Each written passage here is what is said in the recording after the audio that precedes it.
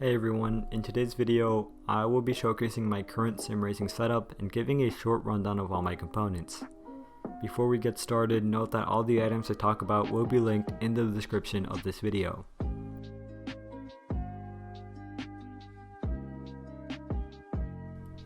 The current wheel I use is the Logitech G29. This wheel also comes with the pedals included. You will notice the PlayStation logo on the wheel. It's only there because the wheel is compatible with the PlayStation 4, the upcoming PlayStation 5, as well as PC. If you're looking for a wheel compatible with Xbox, Logitech also offers the G920, which is pretty much the exact same wheel except it's compatible with Xbox and PC, and it also has a slightly different design, so keep that in mind. For the most part, this is a fantastic beginners and amateur wheel, and it doesn't break the bank. Moving on, we have my cockpit. This is the open wheeler sim racing cockpit. It holds up my wheels and pedals like so, and it has a pretty cool looking racing seat. I made an in-depth review and look at this cockpit in a previous video, so I highly recommend you watch it if you're interested in this seat. The link to that video will be in the description below. For the most part, it's a great cockpit that comes in a multitude of colors, it's extremely adjustable, and it doesn't break the bank. Attached to this rig, you will notice an interesting red thing is attached. This is called a butt kicker, and its purpose is to vibrate the seat according to the game. So whenever I accelerate, hit bumps, or anything like that, the seat vibrates and it really emulates the feel of a car. This is a super cool add-on that always catches guests by surprise, and it's a must-have for me in terms of the immersion it gives. The setup process for me was a bit of a pain, so I might make a video on how to set it up in the future, but for the most part, this butt kicker emulates the vibration of a car and it just really adds to the immersion overall. Moving on to the shifter, I'm using the Logitech Driving Force shifter. This is probably one of the least expensive shifters in the market.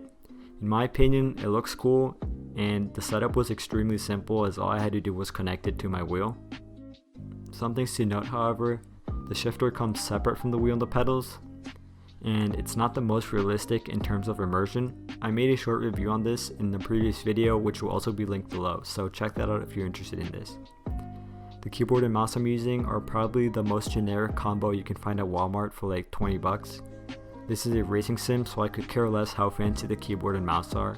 Unfortunately, I don't remember the name of the arm holding them, but you could probably find it online with a quick search.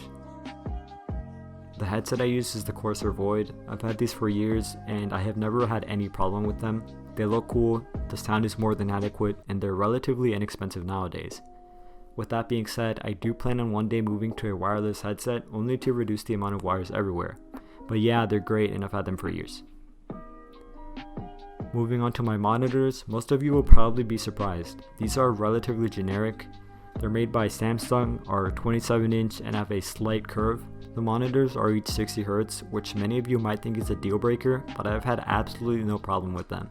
If anything, they make less of a strain on my PC. I have a 144Hz monitor that I have used with the setup in the past, and the difference is barely noticeable for me. I'm planning on making a video talking about this soon, so stay tuned for that. But yeah, in essence, they're just generic 60Hz monitors.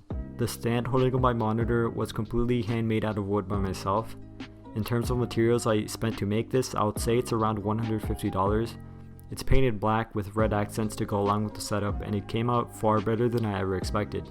The reason I didn't buy a monitor stand is because in my opinion, they were all extremely overpriced and I didn't want to spend $400 for something to hold up my monitors. But yeah, 100% custom made, so you won't find a link to it in the description unfortunately.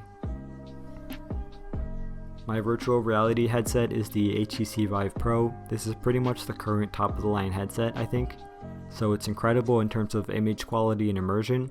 With that being said, it comes at a hefty price, and you will also need to install 2 sensors, which may or may not come with the headset depending on the bundle you get. The one linked in the description is the one I bought, and it comes with everything you need. I mainly use this headset to play other VR games, but I have the option to use it with my racing sim since it's right next to it, so that's pretty cool. I'm planning on making a video comparing VR with triple monitors for a racing sim, so definitely look out for that if you're interested. Finally, we can't forget the PC powering all of this. The PC was custom built of course, and it wasn't too expensive for what it is. All the components for this computer will be linked in the description, but the main components are a Radeon RX 5700 with 8GB, an AMD Ryzen 2600 3.4 GHz 6-core processor, 16GB of Corsair Vengeance RAM, a 250GB Samsung SSD, and the NZXT mid-tower case. Again, all the components of this PC are in the description.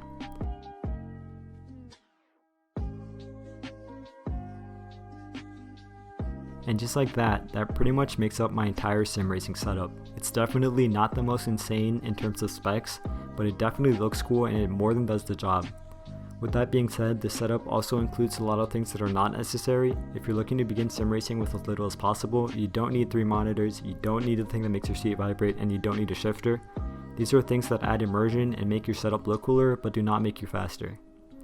With all that being said, I want to thank you all for watching. This video was heavily requested over on TikTok, so I hope it clarified everything. If this video brought any value to you, I would really appreciate it if you hit the like button and consider subscribing for future sim racing related content.